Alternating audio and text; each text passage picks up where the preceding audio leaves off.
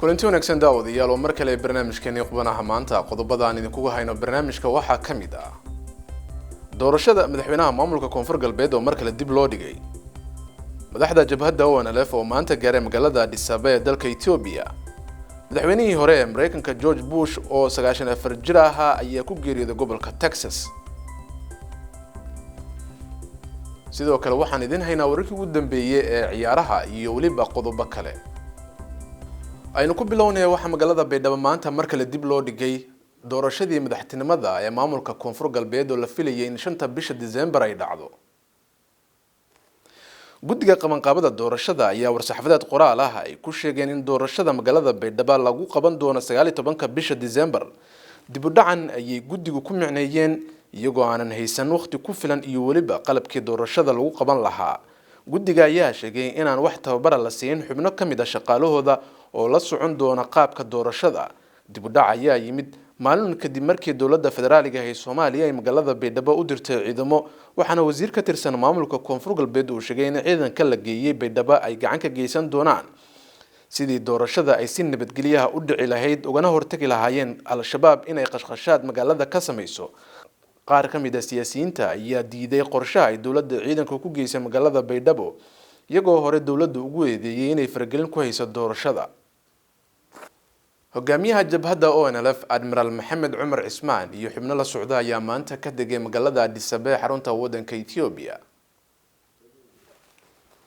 wafdiga hogaanka ONLF oo ka soo duulay magaalada Asmara ee dalka Eritrea ayaa waxa si diiran ugu soo dhaweeyay waddankaasi Ethiopia mas'uuliin uu kamid yahay wasiirka maaliyadda ee dowladda dhexe ee Ethiopia wax weyn bay ka dhigan tahay adigoo mahadsan taariikh cusub waa markii horeysay wafdi rasmi ah oo la folay heerkaas ay yimaadaan 45 uu gudoomiye hogaaminayay iyo 45 ka soo horeysay wafdiga 90 kooban maanta Addis Ababa ku sugan waxa soo dhaweeyay dowladda federaalka ah wafdi hogaaminayo wasiirka maaliyadda iyo wasiirka arrimaha dibadda Dr. Wargane markaas soo dhaweynta balaaran baa loo sameeyay waxay tilmaameysay inay nabad dhacday in isafgarad jiro in markii horeysay oo la Addis Ababa timaado berito waxaan u baxaynaa jigjiga imaanshiha Addis Ababa ee hogaanka ONLF ayaa qayb ka ah heshiiskii ay jabhaddu la gashay xukuumadda Ethiopia bishii October ciidamo ka tirsan jabhadda ONLF ayaa 22kii bishii hore gaaray magaalada Jigjiga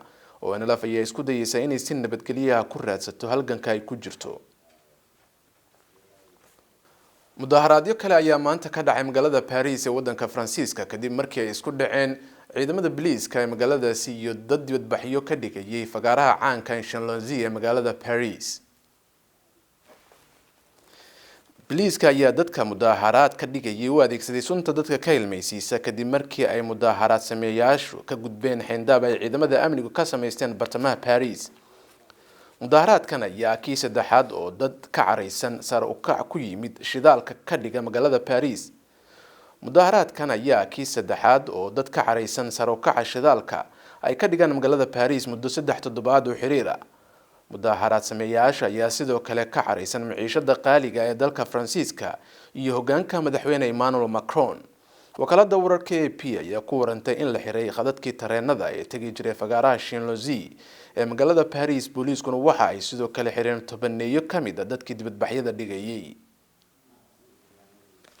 madaxweynaha Mareykanka Donald Trump ayaa wareysi gaar ah oo VOA-du siiyay waxa uu kaga hadlay xiriirka ka dhaxeeya Mareykanka Shiinaha iyo Ruushka wareysigan oo ay la yeelatay wariyaha VOA-da Greta Van Susteren ayaa waxa soo tarjumay Haroon Macruuf waxaana la soo jeedinaysa Caasho Ibrahim Aadan waxaad farta ku fiiqday Shiinaha inuu ka mid yahay wadamada dhacaya Mareykanka Shiinuhu haatan joogitaankiisa dunida waa sii kordhinaya waxay joogaan dhammaan waqooyiga Afrika waxay dekad weyn ka dhisayaan Pakistan waxay maalgashi weyn ka sameeyeen Panama iyo Latin America waxayna juqraafi ahaan u soo dhawaadeen Mareykanka aaminaad ma ku qabtaa ujeedooyinka istiraatiijiyadeed ee Shiinaha xogaa walaaca ma kugu jiraa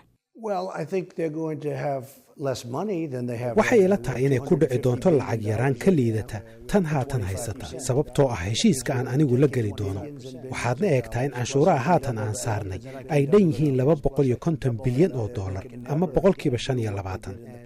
taasi waxay ka dhigan tahay inay naga soo geli doonaan balaayiin dollar. waxaa intaas dheer cadadkaasi waan labalaabi karaa.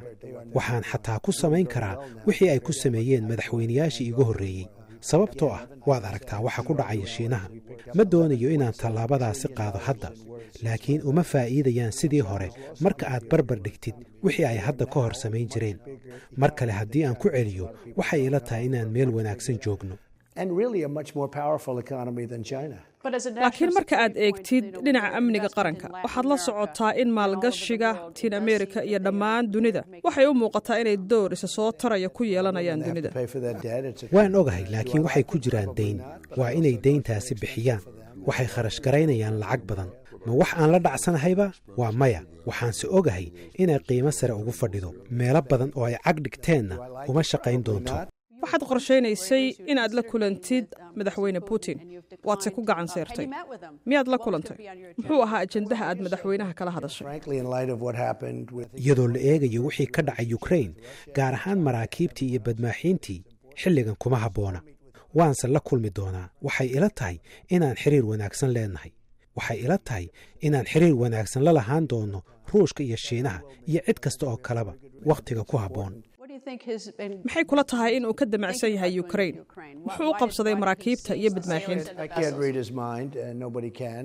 maskaxdiisa kuma jiro. qofna ma sheegi karo. wuu yaqaanaa waxa uu damacsan yahay. laakiin waxyaabaha qaar inay dhacaan ma oggolaanayno. way dhacday.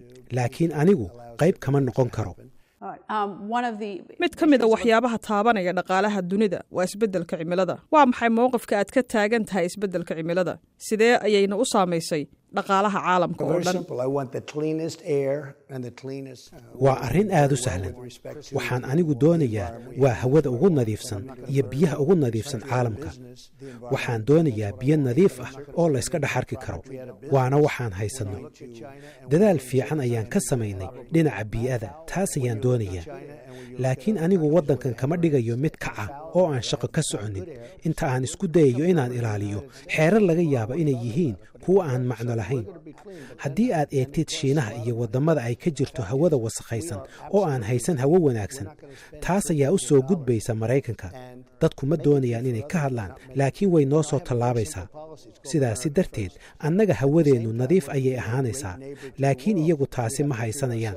waxayna ku kacdaa lacag badan.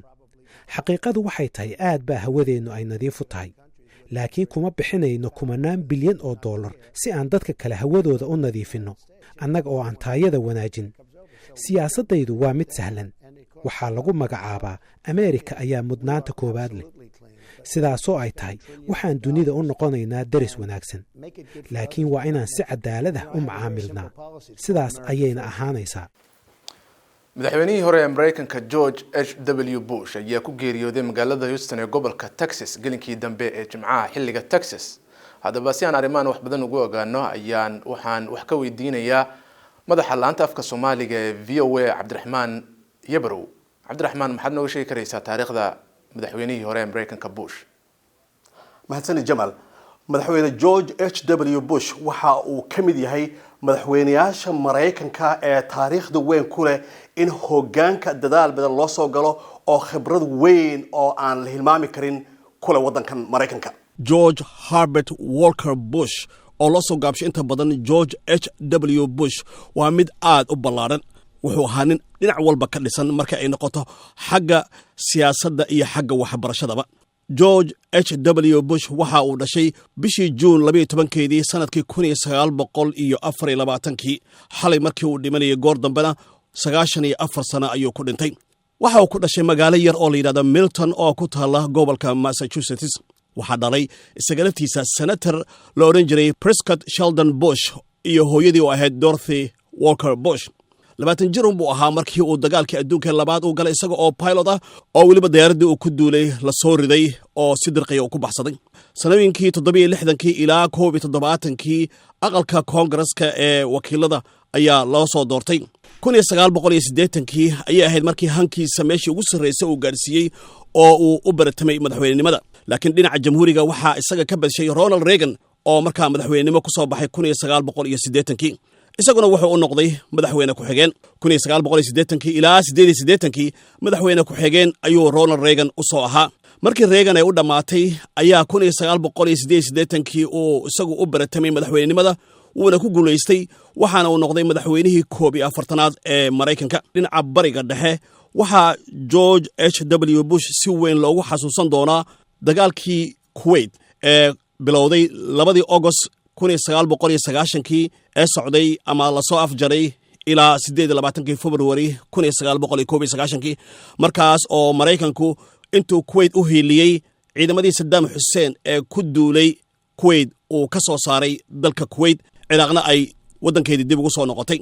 dhinaca geeska Afrika haddaan u kaco Soomaaliya ayaa ahayd meeshii uu George H.W. Bush uu ka hirgelshay wixii loo baxshay Operation Restore Hope ama howlgalkii rajada loogu soo celinayay Soomaaliya kadib markii Soomaaliya ay burburtay oo dagaalo sokay ka dhaceen oo shaashadaha caalamka maxamedow ay noogu yimaadeen dad badan oo saxariirsan oo gaajaysan oo aad u dhimanaya gaar ahaan Baydhabo oo lagu tilmaamayay magaaladii dhimashada maalmahaasi uu George H.W. Bush uu ishayn waayey oo uu hormood ka noqday ciidamo 22,000 gaaraysa oo qaramada midoobay ay lahayd oo Soomaaliya loo diray waxaana ciidamadaas lagu diray ogolaansho uu baxshay golaha ammaanka ee qaramada midoobay bishii December ee sanadkii 1992kii qaraarkaas oo tiradiisu ahayd 794 Maraykankuna qayb weyn ay ka ahaayeen oo Marineska Maraykanka ayaaba Muqdisho ka degay 1800 iyagoo tiradoodu ahayd iyadoo uu George H.W. Bushna uu noqday madaxweynihii labaad ee kaliya ee Afrika qaybteeda Sub-Sahara la yiraahdo ama Sahara ka hooseysa tagay oo isagu Muqdisho iyo Baydhabo isku maray oo waliba habeenkii uu Muqdisho ka degayay ay jireen xabado la maqlayay oo ay qoloyin Malaysia isweydaarsanayeen. si kastaba ahaatee Jamaalow madaxweyne George H.W. Bush geeridiisa ka sokow waxaa dadka Maraykanku ay si weyn ugu xasuusan doonaan dadaalkii weynaa ee Maraykanka uu u galay xagga siyaasadda iyo qaybtii uu ku lahaa ka sokow sidii uu caruurtiisa u korshay oo 2 wiil kamid ah wiilashiisa mid uu madaxweyne noqday midna uu ku dhawaaday inuu ku soo baxo. aad baad mahadsan tahay kaasi waxa uu ahaa madaxa laanta afka Soomaaliga ee VOA Cabdiraxmaan Yabarow oo faahfaahin naga siinayay taariikh nololeedka madaxweynihii hore ee Maraykanka George H.W. Bush oo ku geeriyooday magaalada Houston ee gobolka Texas. ugu dambeyntiina madaxweynaha cusub ee wadanka Mexico Andres Lopez ayaa loo dhaariyay xilka madaxtinimada wadankaasi kaasoo xafiiska kala wareegay madaxweynihii hore ee wadankaasi Enrique Nieto. Andres Lopez ayaa imaanaya xafiiska isagoo haysta awood buuxda oo isbahaysiga uu ka tirsan yahay ay maamulaan aqlabiyadda labada aqal ee wadankaas. Lopez ayaa ballan qaaday hanaan uu ku xakameynayo maareynta dhaqaalaha Mexico si ka duwan xukuumaddii uu hogaaminayay madaxweynihii hore ee Enrique Nieto. waxa uu sheegay inuu iibin doono diyuuradda u gaarka ahayd madaxweynaha. Lopez oo 65 sano jir ah ayaa meel sare ka joogay siyaasadda Mexico tan iyo markii uu yaraa waxaana uu xubin ka ahaa xisbiga midigta ee PRI kaasoo dowladda Mexico soo maamulayay 80 sanadood. haatanna waa xubintii ciyaaraha wariyaha VOA ee gobolka Minnesota Maxamuud Mascade ayaa inoo soo jeedinaya. wanaagsan daawadayaal dhammaantiinba kuna soo dhawaada xubinta ciyaaraha ee barnaamijkeena qubanaha maanta. kulamo adag ayaa horyaalka wadanka Ingiriiska la iskaga hor yimid. kooxda kubadda cagta ee Crystal Palace ayaa 2 gool iyo waxba kaga badisay Burnley. Huddersfield Town gurigeeda ayaa 2-1 waxa kaga badisay kooxda kubadda cagta ee Brighton of Albion inkastoo Huddersfield ay goolka la hormartay haddana 2 gool ayaa lagu bedelay. Leicester City ayaa gurigeeda ku badisay 2 gool iyo waxba. Watford ayay ka rifatay ciyaaryahanka la yiraahdo Jamie Vardy ayaa goolashaasi mid kamid ah u saxiixay. kooxda kubadda cagta ee Manchester City ayaa guulaheedii wali ku sii xaragoonaysa 3 gool iyo 1 ay garoonka Etihad Stadium ku martay kooxda Bournemouth. ciyaaryahanada Raheem Sterling iyo Sane ayaa xidiga ay difaaca kooxda kubadda cagta ee Bournemouth ku wareereen qaabkii u raaci lahaayeen. kooxda kubadda cagta ee Newcastle United na gurigeeda ayaa dharbaxa kubadeed lagu laqsiyay. kooxda kubadda cagta ee West Ham United ayaa 3 gool iyo waxba kaga badisay. sidaasina Newcastle United guulaheedii maalmahan isdaba socday waxaa la yiri George oo halka ha kugu ekaato. ugu dambeyntiina ciyaaraha kubadda kolayga ee dalkan Maraykanka ayaa habeenkii xalay ahaa kulan aad u xiiso badan waxa uu dhex maray kooxaha kubadda kolayga ee Dallas Mavericks iyo Los Angeles Lakers. kulankan oo ka dhacay gegida Staples Center ee magaalada Los Angeles ayaa kooxda Los Angeles waxay ku badisay 114 iyo 103 oo kooxda Dallas Mavericks ay la timid. ciyaaryahan Kuzman wiilka da'da yar ee kamid ah xidigaha mustaqbalka leh ee kooxda LA Lakers ayaa 15 dhibcood dhaliyay halka ciyaaryahan LeBron Jamesna uu kooxdiisa LA Lakers 28 dhibcood u dhaliyay. kooxda kubadda kolayga Lakers ayaa badinaysa kulankii labaad oo xiriira waxayna haatan soo gashay kaalinta lixaad ee kala horeynta dhinaca galbeedka ee horyaalka NBA ee dalkan Mareykanka. daawadayaal inta ayaan kusoo gabagabeynayaa xubintii ciyaaraha tan iyo kulan dambe waa mascado idila sida iyo nabadgelyo. intaasina waxaa ku eg barnaamijkeennii qubanaha maanta tan iyo kulanti dambe nabadgelyo.